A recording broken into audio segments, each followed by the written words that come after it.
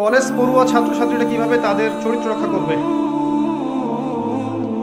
খুব ডিফিকাল্ট প্রশ্ন আসলে, এটা খুব ডিফিকাল্ট।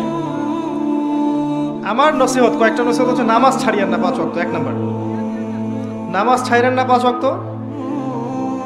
যারা দুনিয়াদার বন্ধু বান্ধব এদের সাথে মিশেন না, কম মিশার দরকার নাই। প্রয়োজন হলে কথা বলেন, আদারওয়াইজ কথা বলার দরকার নাই। আপনাদের ফ্রেন্ড সার্কেলের মধ্যে যারা একটু ইমানদার, নামাজ কালাম পড়ে, এদের সাথে